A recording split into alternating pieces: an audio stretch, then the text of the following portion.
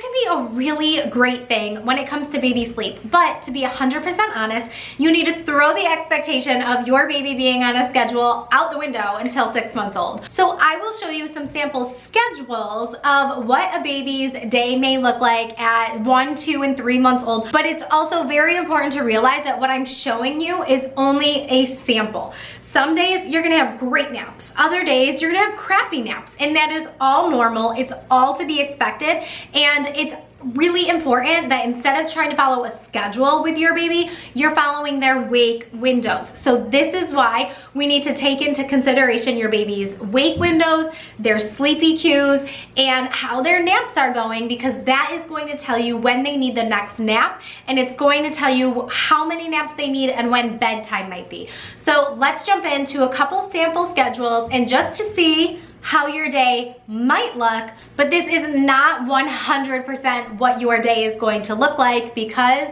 every baby is different.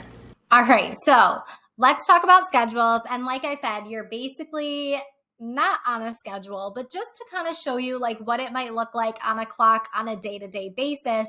Your baby's schedule is going to look different every single day because their naps are going to be different every single day. So the best thing that you can expect in your baby's first few months is inconsistency. So 0 to 1 month old, if your baby wakes at 6 a.m., then they're going to need a nap at 6:45. And if they sleep for an hour and 45 minutes, by 8:30 a.m., you're waking them and they're feeding again. And by you're waking them, they're probably waking on their own. But you do need to keep naps at a 2-hour maximum per nap, every single day. Anything greater than 2 hours is going to take away from any other sleep. So it might take away from the next nap, and then your baby's going to be overtired, or it's going to take away from overnight sleep, and you may be dealing with some really early morning wakings. So let's avoid all of that by capping every nap at 2 hours. So the whole saying, never wake a sleeping baby, is kind of out the window because it doesn't apply. 2-hour naps maximum.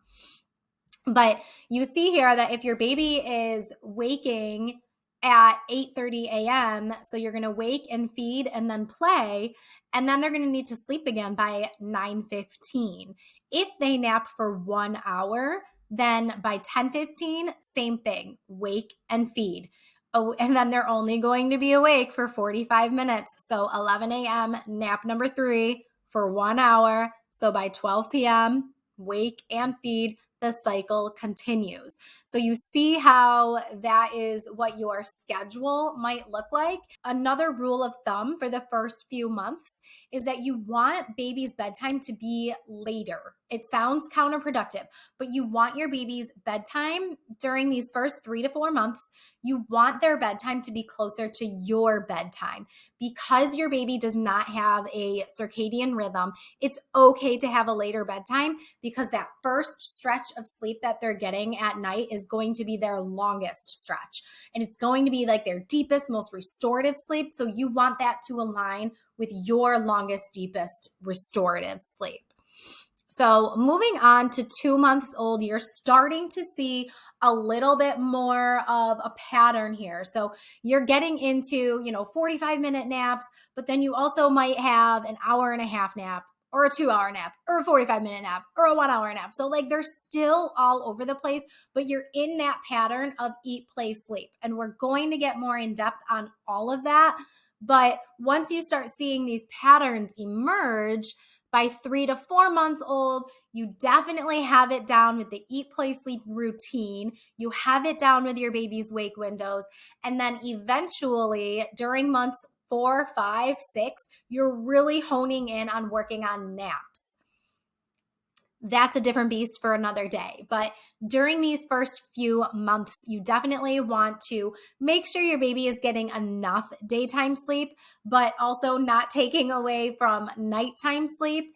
And you want to make sure that your baby is not overtired. You want to make sure that you're following their wake windows and their sleepy cues, making sure they're having a full feeding so they have a full belly before they go to bed, and everything will be great.